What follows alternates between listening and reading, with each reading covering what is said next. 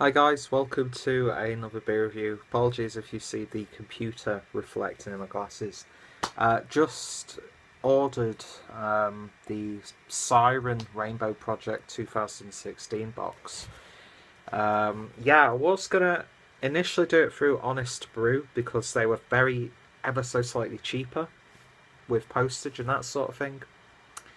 But when I eventually got to the checkout, it just was not loading the fields for me to put my bank details and stuff in. And thankfully for me, but unfortunate for Honest Brew, even though I'm not going to buy it, someone else will. They will definitely sell out, so they're not going to struggle to sell these. Beer merchants were slightly delayed on getting ready to put it online. So I just, like, out of interest, had them both working, and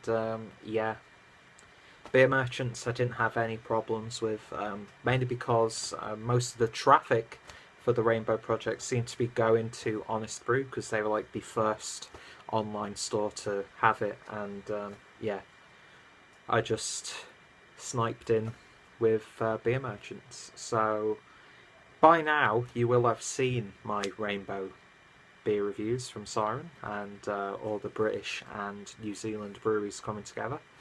So this little spiel that I'm talking about right now is pointless. But I've just been sat at the computer for it went live at 12 o'clock.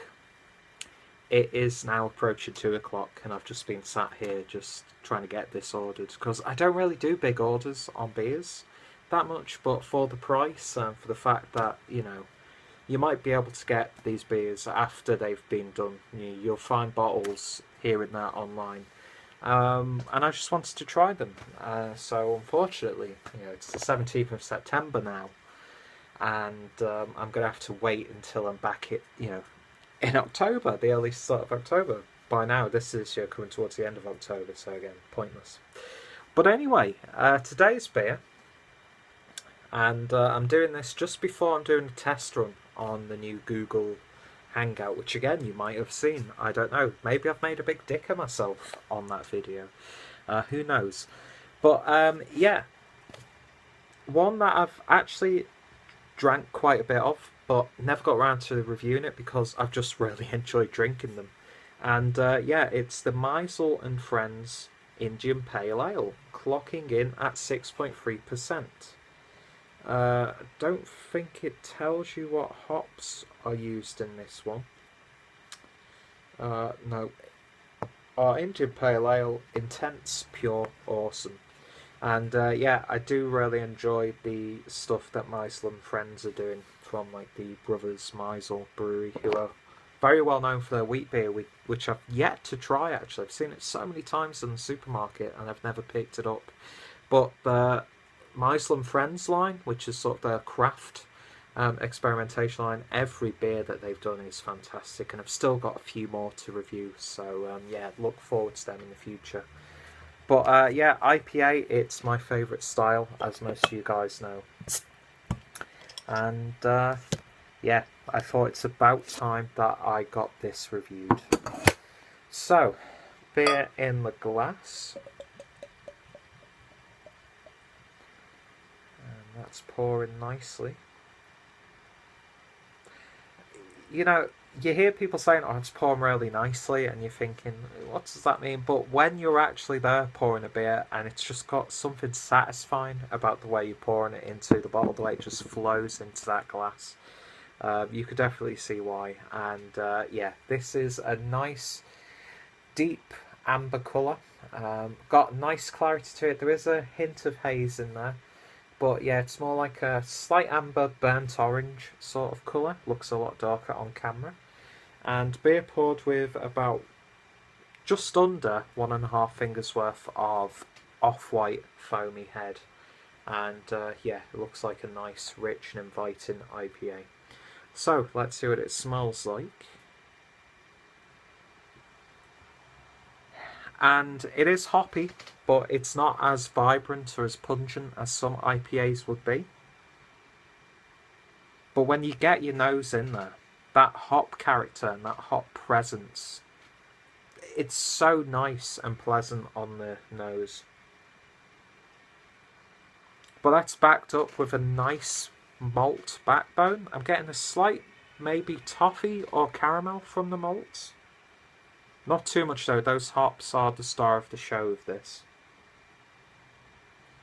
It's got that slight Roundtree's fruit pastel sort of vibe, sugared jelly sweets, that sort of thing. A little bit of honey in there, a little biscuit. Definitely get maybe a hint of blood orange in there as well. Bit of grapefruit, bit of lychee, and all the other standard IPA smells. But yeah, it's nice. It's nice and fruity, nice and hoppy, but not too pungent, not too overwhelming on the palate. And it's backed up really nicely by a nice and pleasant malt character. So let's see what it tastes like. Cheers.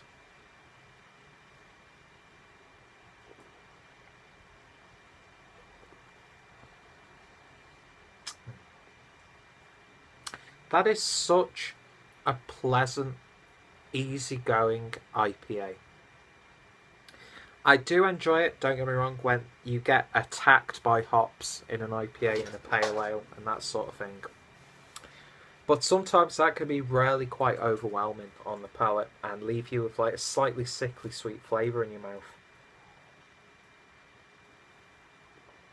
But this has got a nice medium body, which has got a slight creaminess there as that carbonation goes round, and then it rests nicely on the tongue. Definitely picking up those hops on the flavour, but again, not too overwhelming. They're not attacking your palate, they're not pungent or anything like that. That malt character, again, you pick that up on the palate and it really levels the beer really, really nicely.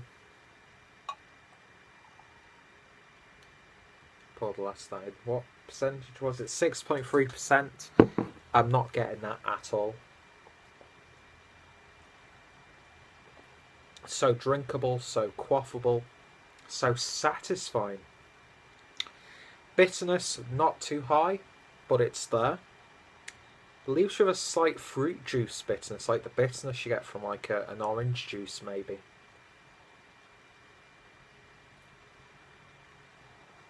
But yeah, that medium carbonation, really, really spot on. This reminds me, and some people might think, oh, why is he comparing it to that? But it reminds me, and again, it's another beer that I've enjoyed a fair few of here in Germany, but never got around to reviewing. And that would be the, what is it? Is it the East Coast IPA from Brooklyn Brewery? Which again, not a pungent, it's not a hop bomb.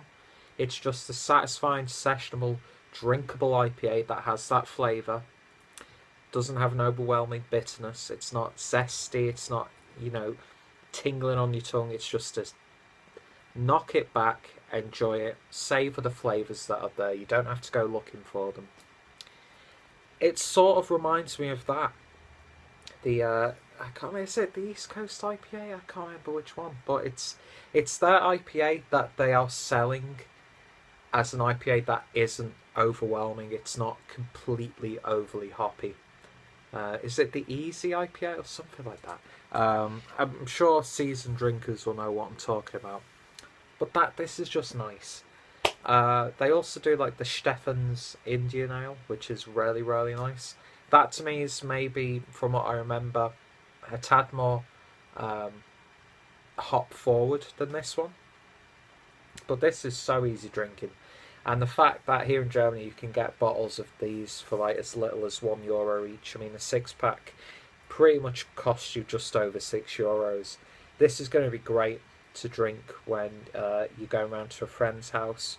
It's going to go well with pretty much any meal. It's going to complement like curries, traditional German food, fried meats, pasta dishes, fish dishes, lunchtime sort of dishes as well, Brotzeit, that sort of thing. But it's just so satisfying to drink. Not exciting. It's not promising to be anything else. and it's just really, really nice to drink.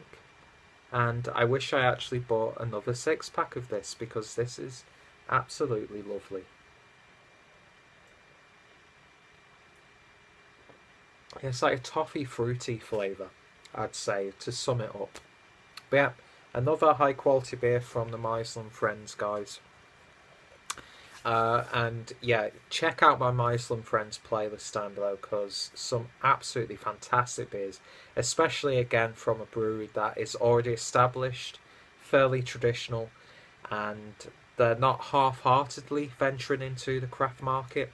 They're actually putting all of their creativity in there, and it comes out in the beer. I mean, like, terrible example, but Beck's, they do a pale ale, they do a red ale, they do a ruby ale. They do these more craftier sort of lines now, but it just tastes a bit too safe, as if they're still trying to appease the regular Beck's drinkers. They don't want to completely throw them off.